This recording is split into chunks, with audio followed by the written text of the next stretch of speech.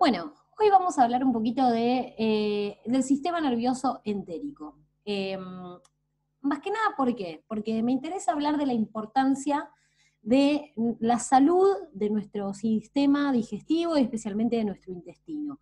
Entonces, para hablar de la salud y de todas las funciones que tiene este tubo digestivo, debemos entenderlo, a mi criterio, en dos patas, ¿no?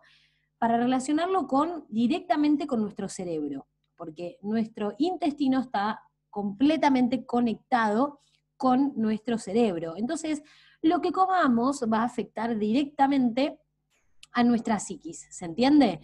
Tanto en nuestro estado de ánimo, como en nuestra inteligencia, en la consolidación de nuestra memoria, en el hambre, en la saciedad.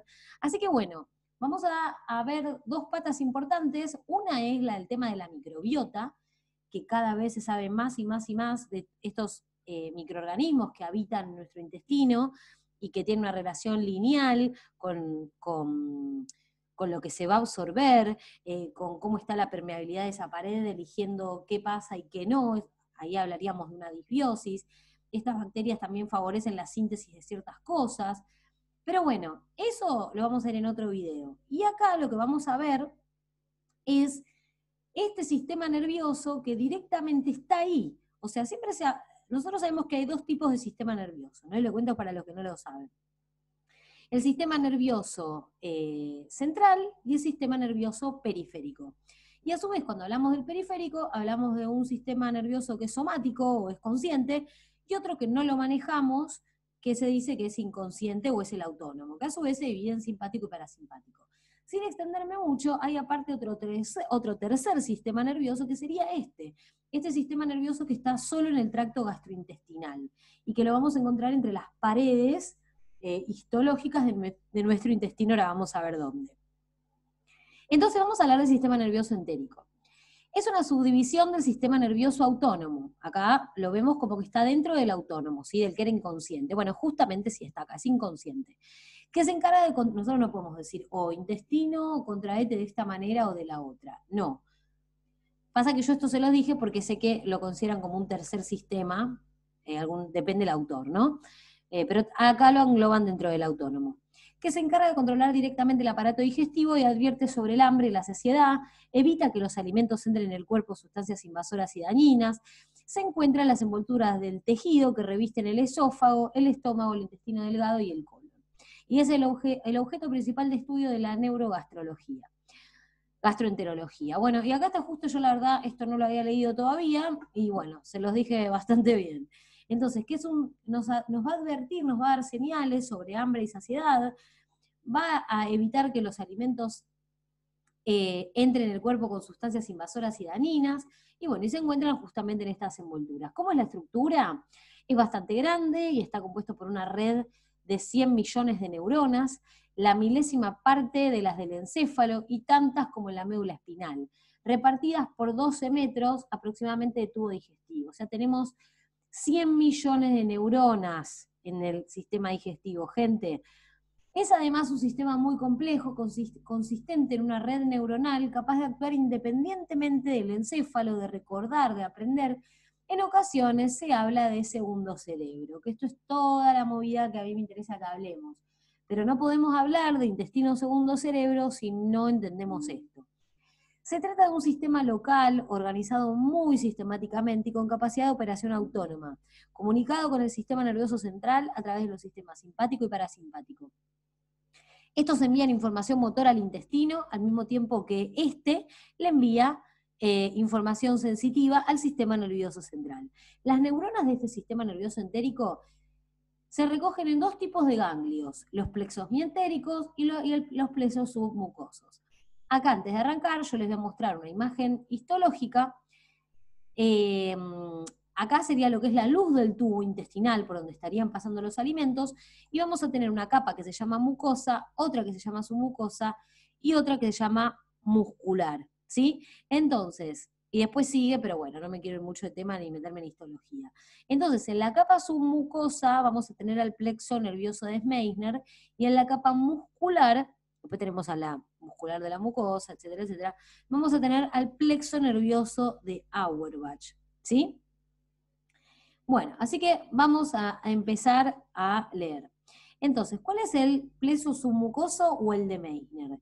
Es una red continua que desde el esófago hasta el esfínter anal externo va a estar localizado en la submucosa. Se va a encargar de la regulación de la secreción de hormonas, de enzimas y de todo tipo de sustancias secretadas por las diferentes glándulas que se encuentran en el tubo digestivo. Presenta pocas neuronas y de tipo estimuladoras. Entonces fíjense que van a llegar terminales nerviosas a este tubo y justamente se va a encargar de la secreción de hormonas, de enzimas y de sustancias secretadas por glándulas que están en el tubo. Vamos a volverlo a ver. Está acá en la submucosa, ¿sí? Es el plexo submucoso o de Meissner. Acá tenemos la brechita, yo no sé si ustedes lo pueden ver, ahí está. Bueno, y por otro lado tenemos el plexo mientérico o el de Auerbach, que se encuentra en las capas musculares circular y longitudinal del intestino. Se encuentran menos en el esófago y estómago, pero se encuentran abundantemente en el intestino y escasos al final del canal anal. Es el encargado de los movimientos intrínsecos gastrointestinales, y justamente era un criterio diagnóstico en histología de que si nosotros veíamos digamos, plexo mientérico, estábamos en intestino, ¿sí? Más que nada en intestino delgado. Entonces acá en la capa muscular vamos a tener al plexo nervioso de Meissner. Bueno, ¿qué más? Perdón, de Auerbach. Bueno, estos plexos del intestino van a tener conexiones además con plexos análogos de la vesícula, del páncreas o incluso los ganglios de la cadena simpática paraóptica. Incluye neuronas aferentes o sensoriales, o sea, significa que van a llevar información desde ese tubo hasta nuestro sistema nervioso central, van a llevar información de si algo está distendido, si algo genera dolor, etcétera, etcétera, lo lleva hasta el sistema nervioso central para que éste decodifique esa información. Bueno, también interneuronas y neuronas eferentes o motoras. Entonces también, justamente van a tener van a también hacer un movimiento desde el sistema nervioso central, va a dar una orden de que se mueva, de que haya peristalsis, de lo que sea, ¿sí? Entonces, tanto del exterior, bueno, no me quiero complicar con estas palabras. De modo que puede actuar como centro integrador de señales en ausencia del input del sistema nervioso central y lleva a cabo actos reflejos. Ahí está, esto era lo que les quería decir, que en realidad algunas cosas se procesan en el sistema nervioso central y otro directamente es dentro del mismo aparato, o sea, no va por el sistema nervioso central. Hay reflejos que son intrínsecos, estamos como quizás del vómito u otros más, que al captar ese estímulo y rápido tener una respuesta motora, no interviene el sistema nervioso central. Dentro del análisis del segundo cerebro o el cerebro entérico, se ha encontrado un bajo nivel de comunicación nerviosa con el plexo de Auerbach. A través del nervio vago, vamos otra vez, dentro del análisis del segundo cerebro o el cerebro entérico, se ha encontrado un bajo nivel de comunicación nerviosa con el plexo de Auerbach a través del nervio vago con órdenes directas cerebrales, a excepción de expresiones de emergencia como el vómito o la diarrea. Por ejemplo, no se puede ordenar fácilmente la micción urinaria o la deposición, aunque parece ser sensible a reflejos condicionados pavlovianos, tales como ante ciertas actividades previas o al recitar a viva voz mantras sencillas, capaces de inducir reacciones como por ejemplo la de movimientos peristálticos en la ampolla. Aunque es un sistema simpático, demuestra ser bastante independiente y con su propio carácter. Cuando el plexo de Meissner, el que estaba en la submucosa, toma control de la biota, en condiciones de homeostasis se establece una armonía saludable entre los dos plexos que parecería tomar control de muchos aspectos desconocidos de la salud, como la supresión, hasta por una semana, de la deposición en ayunos prolongados con buenas reservas de almidones resistentes. El anterior parecería ser un nuevo campo de oportunidad para la investigación. Bueno, ya hay mucha medicina que está estudiando esto, ¿sí? Por eso es mejor ir con la vanguardia de la medicina en estos campos, ¿sí? Bueno, El sistema nervioso entérico se encarga de funciones autónomas, como la coordinación de reflejos, de movimientos peristálticos, de la regulación de la secreción, muy importante la secreción biliar y la pancreática, de las contracciones peristálticas y las masivas, en vómitos y diarreas. Es sensible a hormonas, etc. Bueno, no me voy a meter con la parte embriológica, y con esto terminamos con lo que nos dice el resumen de Wikipedia, que hoy en día siempre lo encuentro como lo más, el mejor resumencito y con todas las referencias científicas, aunque a veces está un poquitito atrasado.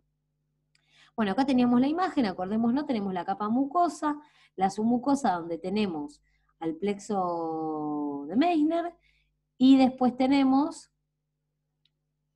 en la muscular al de Auerbach. Bueno, y ahora yo les quería hablar un poquito de la serotonina, ¿no?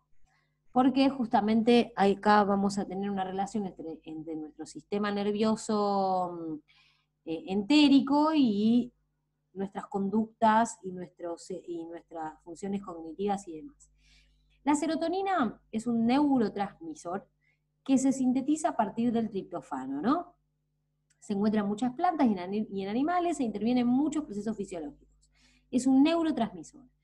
Bueno, ahí tenemos su fórmula química, y el 90% de esta serotonina se encuentra en el tracto gastrointestinal y en las plaquetas de la sangre. El resto es sintetizado por las neuronas del cerebro. Entonces, el 90% se encuentra en el tracto gastrointestinal. Fíjense lo importante de que este intestino esté bien. Es un neuromodulador fundamental del sistema nervioso humano. Los procesos de la conducta y neuropsicológicos modulados por la serotonina incluyen el estado de ánimo, la percepción, la recompensa, la ira, la agresión, el apetito, la memoria, la sexualidad y la atención. Su metabolismo está asociado en varios trastornos psiquiátricos y su concentración se ve reducida por el estrés. Justamente la depresión es la falta de serotonina, por ejemplo. Bueno, ahora vamos a ver un poquito, quiero llegar acá a la parte, acá. Bueno, es una molécula que se incluye dentro del grupo de las monoaminas a partir del triptofano, ¿no? Y el 90% total de la serotonina presente en el cuerpo humano está en el tracto gastrointestinal. Las células enterocromafines y las neuronas serotoninérgicas del plexo mientérico, estamos en el plexo mientérico, es donde se sintetizan, almacenan y secreta la serotonina. Bueno, acá les quería mostrar una imagen. Acá teníamos la luz del tubo, en la capa submucosa, teníamos al plexo submucoso, y acá en la capa muscular teníamos al plexo mientérico. ¿Lo ven? Acá está la red de neuronas que están en esta capa del tubo digestivo, ¿sí? Entonces vamos a seguir leyendo.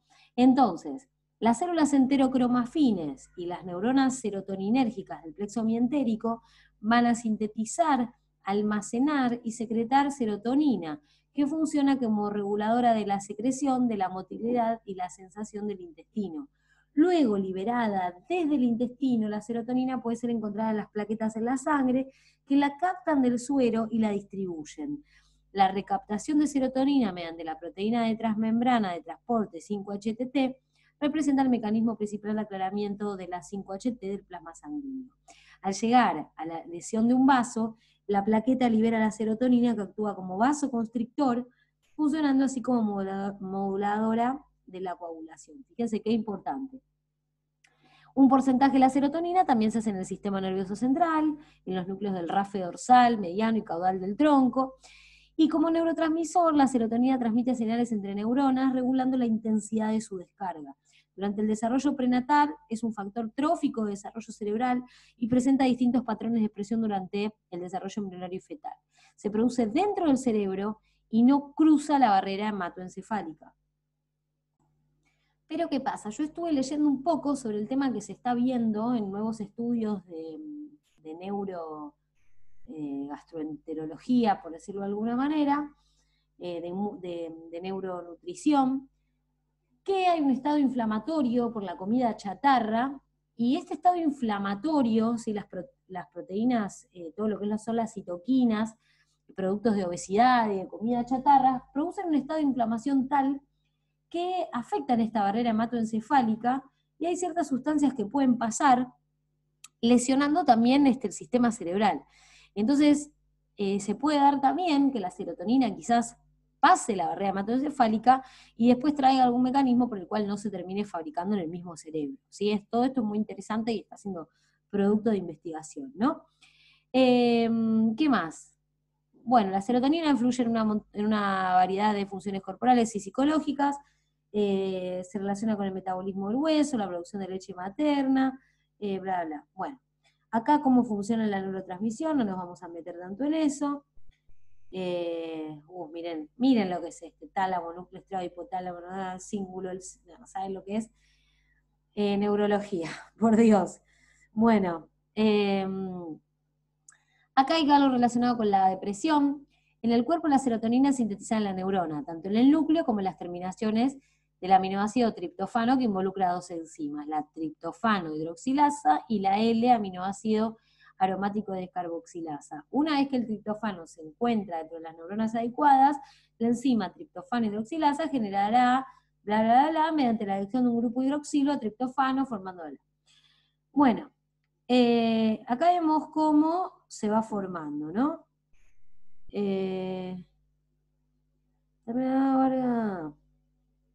Como ya se mencionó antes, la síntesis de la serotonina tiene lugar en las neuronas, donde se produce a partir del triptofano. Este aminoácido sí puede pasar a través de la barrera hematoencefálica y se obtiene en la dieta en cantidades suficientes para la síntesis de serotonina y otros compuestos. El triptofano es un aminoácido aromático neutro y por ende compite por el transportador de membrana con la tirosina. La serotonina ingerida por vía oral no pasa dentro de las vías serotoninérgicas del sistema nervioso central porque no cruza la barrera hematoencefálica, bueno, lo que hablábamos recién. Sin embargo, el triptofano y sus metabolitos, con los cuales la serotonina sí es sintetizada, sí pueden y cruzan la barrera. Estos agentes están disponibles en los suplementos dietarios y pueden ser agentes serotoninérgicos efectivos. Un producto del clivaje es el ácido 5-hidroxindoloacético, el cual es excretado por la orina. A veces las serotoninas son producidas en cantidades excesivas por ciertos tumores sin cánceres, y bueno, implicaciones funcionales, el tema de los estados depresivos, no vamos a meternos tanto en estos temas, pero bueno, justamente también veamos esto, ¿no? Que necesitamos también un intestino sano para poder obtener el triptofano y así poder fabricar todas estas cosas. Bueno, entonces voy a cerrar esto por acá, vamos a ir acá tenemos, esto lo voy a leer en otro video, pero vemos el eje intestino-cerebro de una investigadora de Harvard. Entonces nos habla que como modula el estado de ánimo y estas sustancias producidas en el tracto digestivo como en el cerebro. Y vamos a ver qué nos dice por acá, yo esto todavía no lo leí. A ver qué nos dice. Bueno, que en el intestino son las células enterocromafines, pero en el cerebro en las células del RAFE. ¿Cómo contribuyen los microbios a la creación de la serotonina? Nuestro trabajo ha revelado que especies determinadas de la microbiota estimulan las células endocrinas del intestino para producir la serotonina. Entonces serían estas microbiotas las que estimularían al plexo, estimularían a las células enterocromafines a fabricar la serotonina. Como consecuencia de esta estimulación se ha observado una mayor concentración de serotonina en el colon. Bueno, así. Entonces, ¿se podría decir que cuanto más serotonina mejor? No, en su justa medida. Un exceso de serotonina puede producir enfermedades, inflamaciones e infecciones. Bueno, ¿cómo afecta la serotonina del intestino al desarrollo y el comportamiento del cerebro? Es una cuestión en la cual estamos trabajando activamente. Nos embarcamos en este estudio porque la mayoría de las teorías actuales sobre el vínculo entre los microbios y el cerebro y el comportamiento parecen implicar en algún momento que algo influye en la actividad neuronal y los neurotransmisores podrían ser precisamente los responsables de esta influencia. Esto nos empujó a interesarnos por este neurotransmisor determinado serotonina. De forma más general, el eje intestino-cerebro, ¿cómo influye la microbiota en el cerebro. La mayoría de las pruebas existentes apuntan a un efecto indirecto. Los microbios intestinales modularían el sistema inmune y se produciría una conexión neuroinmunitaria. Otras posibilidades implicarían la modulación microbiana de las moléculas neuroactivas que penetran en el mismo cerebro o una modulación microbiana en las neuronas periféricas que llegan al cerebro.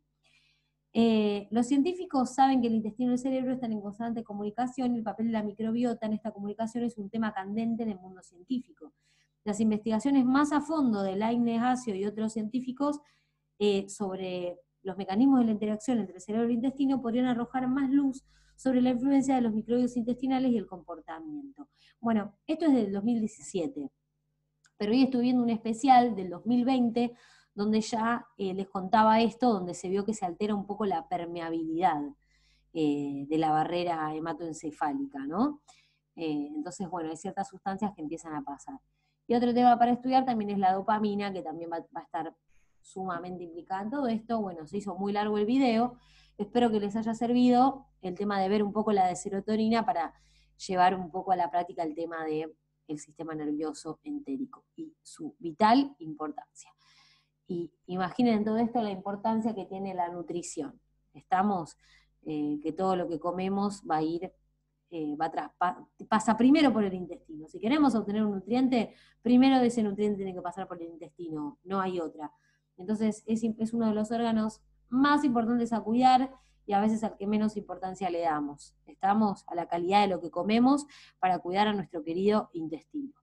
Bueno, gente, les mando un beso grandote. Chau, chau.